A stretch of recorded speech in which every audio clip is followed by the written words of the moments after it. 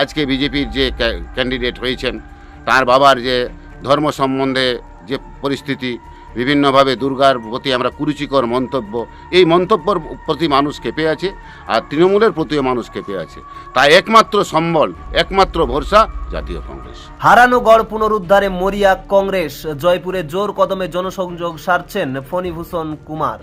আসন্ন 23 এপ্রিল বিধানসভা নির্বাচনকে পাখির চোখ করে কোমর বেঁধে মাঠে নেমেছে রাজনৈতিক দলগুলি। তবে প্রচারের ময়দানে বিশেষ নজর কাড়ছেন জয়পুর বিধানসভা কেন্দ্রের জাতীয় কংগ্রেস প্রার্থী ফণীভূষণ কুমার। একদা কংগ্রেসের শক্ত ঘাঁটি হিসেবে পরিচিত এই কেন্দ্রে হারানো আধিপত্য ফিরে পেতে বর্তমানে গ্রামে গ্রামে ঘুরে নিবিড় জনসংযোগ সারছেন তিনি। গত বিধানসভা নির্বাচনে জয়ের খুব কাছে পৌঁছেও সামান্য ভোটের ব্যবধানে বিজেপি প্রার্থীর কাছে পরাজিত হয়েছিলেন ফণীভূষণ কুমার। তবে এবার আর কোনো ফাঁক রাখতে চাইছেন না তিনি। প্রার্থী পদ ঘোষণার পর থেকেই ভোটারদের দুয়ারে দুয়ারে পৌঁছে যাচ্ছেন এই পোড় খাওয়া নেতা। সাধারণ মানুষের অভাব অভিযোগ শোনার পাশাপাশি দলের আগামী পরিকল্পনা তুলে ধরছেন তিনি। জনসংযোগের ফাঁকেই সংবাদ মাধ্যমের মুখোমুখি হয়ে শাসক দল তৃণমূল এবং প্রধান বিরোধী দল বিজেপিকে একযোগে আক্রমণ শানান ফণীভূষণ কুমার। তার দাবি, তৃণমূল নেতারা বর্তমানে আকণ্ঠ দুর্নীতিতে নিমজ্জিত, সাধারণ মানুষ তাদের ওপর আস্থা হারিয়েছে।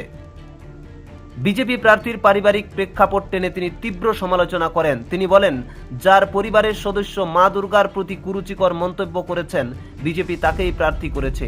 বাঙালির আবেগ ও মা দুর্গার প্রতি এই অপমান সাধারণ মানুষ কোনোভাবেই মেনে নেবে না। কংগ্রেস প্রার্থীর দাবি, মানুষ এখন তৃণমূলের দুর্নীতি এবং বিজেপির বিভেদকামী ও কুরুচিকর রাজনীতির বাইরে বেরোতে চাইছে। এই পরিস্থিতিতে মানুষের কাছে একমাত্র স্বচ্ছ ও নির্ভরযোগ্য বিকল্প হল জাতীয় কংগ্রেস। মানুষ এবার পরিবর্তন চাইছে। দুর্নীতির বিরুদ্ধে এবং মা দুর্গার অপমানের জবাব দিতে জয়পুরের মানুষ এবার হাত চিহ্নেই ভোট দেবেন, আত্মবিশ্বাসের সাথে জানান ফণীভূষণ কুমার। সাধারণ মানুষের কাছে রেসপন্স অনেকটাই আছে। আজকে যে পরিস্থিতি চলছে, যে তৃণমূলের যে স্বৈরাচারী এবং তৃণমূলের যে দুর্নীতি, আর বিজেপির যেভাবে দেশকে বিক্রি করার যে প্রচেষ্টা এবং সাম্প্রদায়িকার বীজ ছড়ার যে প্রচেষ্টা, সেই প্রচেষ্টাকে রুখতে জাতীয় কংগ্রেস হিসাবে, জাতীয় কংগ্রেসের প্রার্থী হিসাবে আমরা তাদের সাথে, জনগণের সাথে সবসময় আছি এবং থাকব।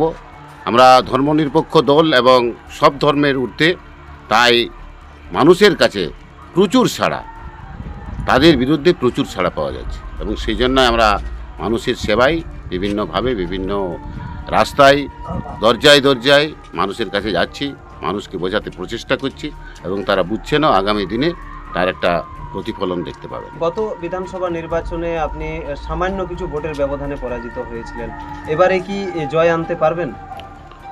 আমরা নিশ্চিত ঠিক বলা যায় না, কিন্তু যে পরিস্থিতি, এই দুটো দলের যে পরিস্থিতি এবং দুটো দলের যে প্রার্থীর যে তাদের যে কেচ্ছা কেলেঙ্কারি, তাতে নিশ্চয় একটা প্রভাব ফেলেছে এবং 2026-এর যে 23 যে এপ্রিল নির্বাচন, সেই নির্বাচনে তার প্রতিফলনটা ঘটবে এবং জাতীয় কংগ্রেস এখানে জয়লাভ করবে।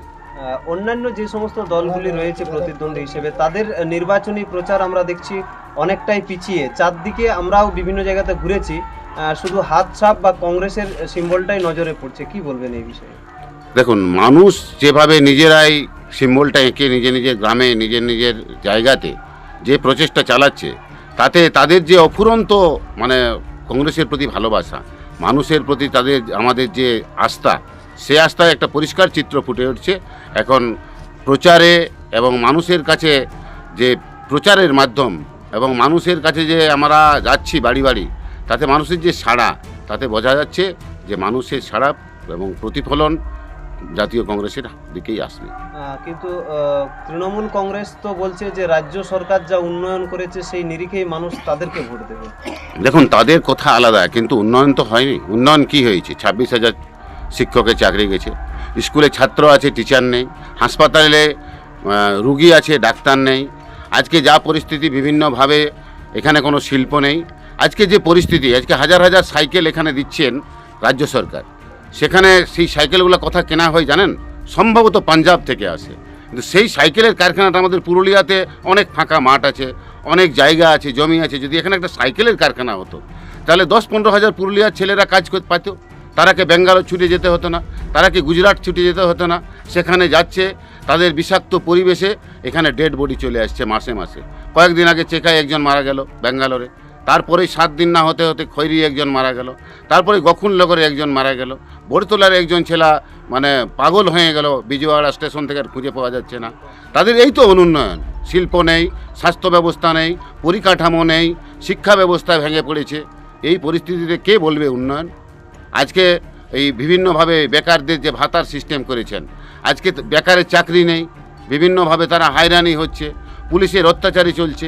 এই তো তাদের উন্নয়ন নয়, তারা অনুন্নয়ে পশ্চিমবাংলাকে ভরিয়ে দিয়েছে। আগামী প্রজন্ম শিক্ষার ব্যবস্থা যে কি হবে, আগামী প্রজন্ম বুঝতে পারবে যে শিক্ষা কি হবে।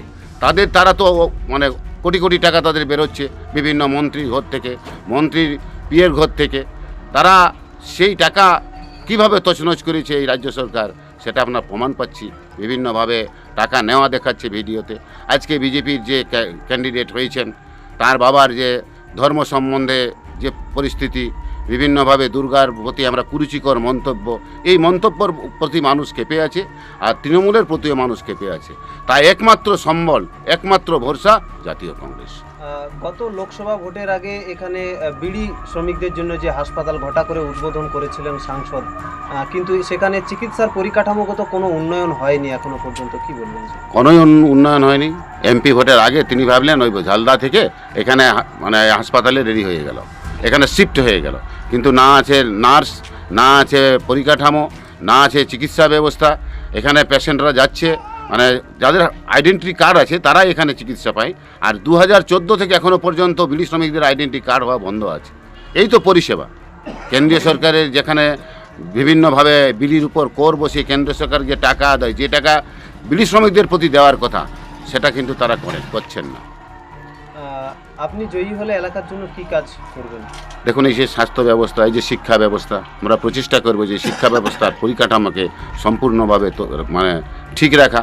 এখানে যদি শিক্ষা ব্যবস্থা না হয়, যদি আমাদের ছেলেমেয়েরা শিক্ষা না পায়, তাহলে আগাবে কিসে? এই সরকার, রাজ্য সরকার চায় যে যাতে ছেলেমেয়েরা এই এলাকার শিক্ষা ব্যবস্থা ভালো করে না আগায়, তাহলে প্রতিবাদ করবে। একটা কথা আছে না, শিক্ষা আনে চেতনা, চেতনা আনে মুক্তি, মুক্তি আনে বিপ্লব।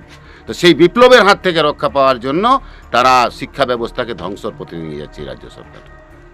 নির্বাচনের দিন যত এগিয়ে আসছে, জয়পুরের রাজনৈতিক পারদ ততই চড়ছে। এখন দেখার 23 এপ্রিলের ব্যালট যুদ্ধে শেষ পর্যন্ত জয়ের হাসি কে হাসে।